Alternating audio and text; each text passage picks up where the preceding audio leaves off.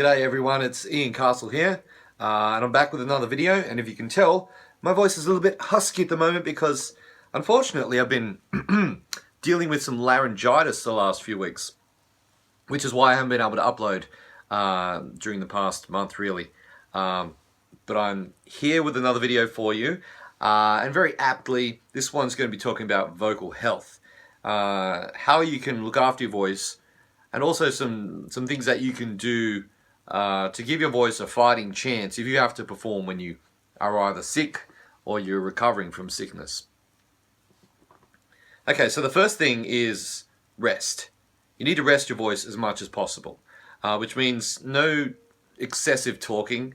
Limit the amount of singing that you do. You don't want to completely stop singing if possible, but certainly take it easy and not sing into the higher part of your range, because that's going to probably lead to some fatigue and strain, which will just make it even harder for your voice to recover after being sick. And also, physical rest is very important as a singer. If you're not getting enough sleep, if you're not allowing your body to recover overnight, your voice is going to show the signs of physical fatigue.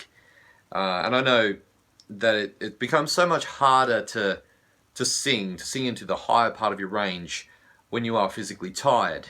You do lack that energy, and the voice is often the first thing that will reflect physical tiredness. Okay, so that you really need to make sure you're getting enough sleep at night and limiting the amount of speaking and singing that you're doing during a day. Second thing is hydration. You need to make sure that your voice stays hydrated. So this means drinking a lot of water, up to 3 liters per day, and you don't want to be drinking too much liquid, which is going to dehydrate your body or give like a drying effect, like coffee, alcohol, some teas. You certainly don't want to be drinking that on a consistent basis, and especially not if you're about to perform. My diet pretty much consists of mostly just water, and lots of it. On the day of a performance, I'm not going to drink an excessive amount. You're better off 24 or 48 hours before performing to make sure your body's getting a lot of water then. If you're feeling dehydrated on the day and you start to drink lots and lots of water to try to combat that, there's not a great deal of benefit there apart from making you feel bloated and wanting to run to the toilet. And if you're in mid-song, it's a really uncomfortable feeling if that happens to you. Okay, so the third thing that you make sure that you're doing consistently is warming up your voice before singing, especially if you are having to perform. On the day of a performance, I'll often warm my voice up throughout the day rather than just one solid session of singing. In the first thing in the morning, usually while in the shower, I'll just do some gentle lip rolls or very light slides in a very comfortable part of my range, just to engage the voice, get my breath flowing, get that vocal cord connection happening. And then later in the day, after my body has warmed up, after my body's woken up, I will do a fuller style of a warm-up. We'll go into the higher part of my range with more resonance, with more power, just to test out those notes that are required for the songs that I'm singing. I don't really want to push too much in the warm-up, and certainly I won't sing through my songs over and over on the day of a performance. I want to leave my best notes on stage rather than prior to getting on stage, if you know what I mean. Just before going onto the stage tonight, I'll often do a little bit of a physical style warm-up, just some jumping around, maybe a few push-ups, just to get the heart rate up, get the blood pumping, get the breathing rate up. And again, I'll just do some lip rolls, some humming, and just easy slides just to keep my voice nice and warm. Now, if you are having to perform when you're sick, try to stay away from things like medicated lozenges.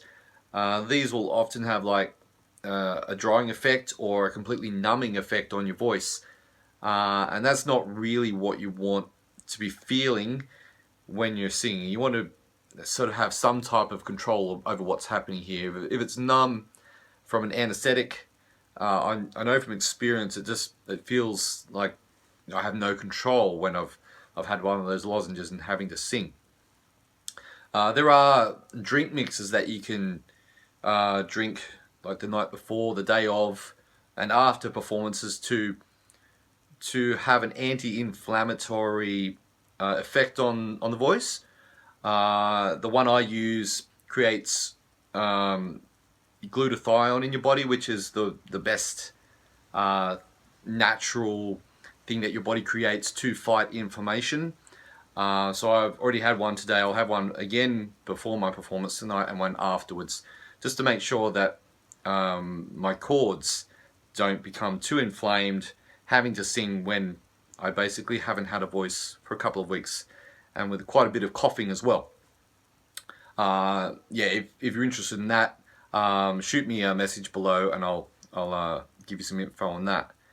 So that's pretty much it in terms of vocal health. There are other things you can do, like steaming your voice with either a personal inhaler or just the steam from a shower, or boil a pot of water and just stick your head over it. That's going to open up the sinuses. It's going to create moisture in your throat, and that's something that I'll probably do as soon as I finish this video.